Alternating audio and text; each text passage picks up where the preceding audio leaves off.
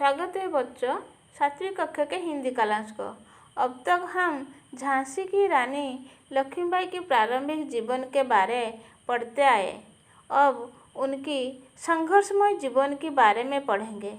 जब झांसी की राजा गंगाधर राव के साथ उनकी शादी हो गई थी और झांसी की जनता उन्हें चाहने लगा, उसी समय लक्ष्मीबाई ने एक पुत्र को जन्म दिया। झांसी में प्रसन्नता की लहर दौड़ गई।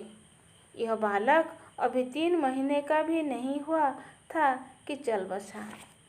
तब लक्ष्मीबाई ने एक पुत्र को जन्म दिया। इस पुत्र को पाकर झांसी की सब जनता प्रसन्न होने लगे। यह बालक अभी 3 महीने का भी नहीं हुआ, वो चल बसा। लक्ष्मीबाई ने जिस बच्चे को जन्म दिया, वो बच्चा 3 महीने की भी पूरी नहीं हुई, वो चल बसा, अर्थात वो मर गया। महाराज गंगाधर राव इस धक्के को सहन नहीं कर सके और गंभीर रूप से बीमार पड़ गए। तुम जानते हो बच्चों, महाराज गंगाधर राव की पहला पत्नी रमाबाई ने एक संतान को जन्म देने वाले थे। उसी समय उनका देहांत हो गया। जब रानी लक्ष्मीबाई ने इस पुत्र संतान को जन्म दिया, उसी समय गंगाधर राव की मन खुशी में भर गया। लेकिन जब बच्चा ने मर गया तो वो खूब गंभीर से उनका मन में आघात आया और वो बीमार पड़ गए। अपना अंत समय नज़दीक जानकर महाराज ने अपने ही वंश के एक बालक को गोद ले लिया। गंगाधर राव ने अपने वंश की रक्षा के लिए एक बच्चे को गोद ले लिया ताकि झांसी की गद्दी का वारिस न रहने पर अंग्रेज उसे हड़प न कर जाए। जब झांसी की कोई भी वंश न रहे तो अंग्रेजों ने उस राज्य को अपने कर लिए थे। इसीलिए राजा ने एक बच्चे को गोद ले लिया। बालक का नाम था दामोदर राव गंगाधर राव। इसके कुछ दिन बाद महाराज गंगाधर राव का देहांत हो गया। तो बच्चों, गंगाधर राव भी इस संसार को छोड़कर चले गए। झांसी में शोक के बादल छा गया। गंगाधर राव के देहांत होने पर झांसी में शोक आ गया। महाराज का देहांत होते ही अंग्रेजों के झांसी पर अधिकार करने का अवसर मिल गया। जब गंगाधर राव के देहांत हो गया तो उसी समय अंग्रेजों ने झांसी पर आक्रमण करने के लिए मन में सोच लिया।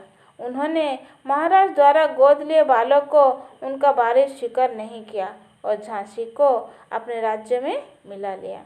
तो अंग्रेजों ने वो बच्चा को उनका वारिस नहीं माने, इसलिए उन्होंने झांसी को अपने राज्य में मिला लिया।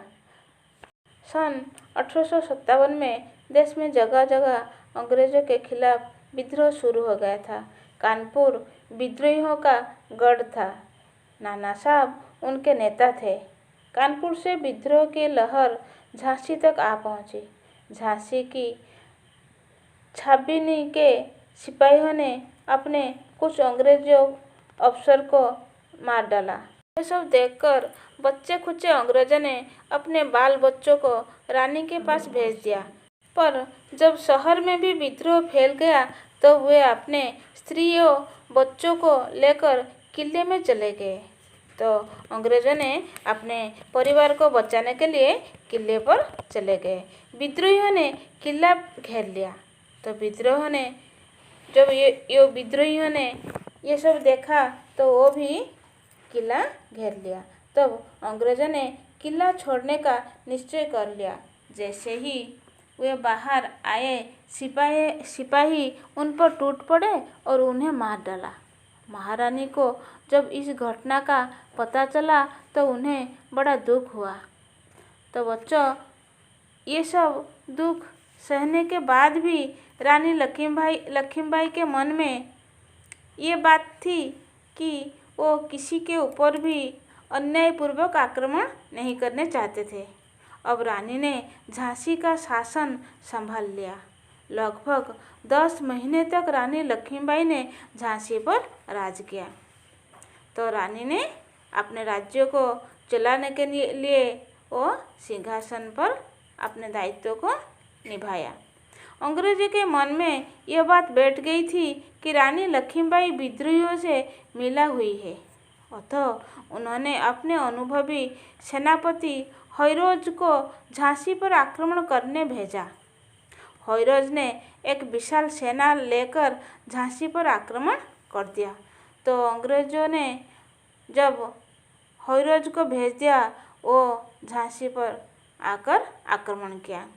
अंग्रेजों के इस आक्रमण से लक्ष्मीबाई घबराई नहीं। 2-4 दिन तो रानी ने 2-4 दिन उन्होंने अंग्रेजों का सामना करने का प्रबंध कर लिया। उनकी प्रजा और सेना ने उनका पूरा साथ दिया। वे स्वयं घोड़े पर सवार होकर स्वयं युद्ध भी की। तैयारियों को देखते ही झांसी की स्त्रियों भी अपने रानी के साथ कमर कसकर अंग्रेजों का सामना करने के लिए तैयार हो गए। तो बच्चों, झांसी की रानी लक्ष्मीबाई के साथ साथ उन राज्यों का स्त्रियों ने भी कमर कस के रानी को सहायता करने के लिए आए। भीषण युद्ध आरंभ हो गया। तोपों की मार से झांसी नगर का परकोटा जगह जगह टूटने लगा। रानी पूरे 12 दिन तक साहस के साथ अंग्रेजी सेना का सामना करते रही। अंत में अंग्रेजी सेना झांसी में घुस पड़ी। उसने मारकाट और लूटपाट मचा दी। तो अंग्रेजों ने ये सब देखते हुए भी किसी को नहीं छोड़ा। वो सबको मारने, काटने, लूटने ये सब करने लगे। अब रानी ने किला छोड़ने का निश्चय कर लिया। उन्होंने बालक दामोदर राव को पीठ पर बांधा और अपने कुछ साहसी सैनिकों के साथ अंग्रेजी फौज को चिरती हुई किले से बाहर निकल गए।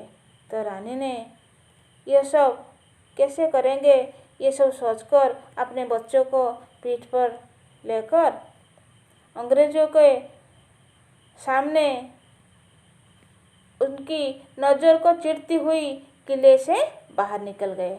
तो बच्चों, आज के लिए इतना और आगामी कालांश में और पढ़ेंगे।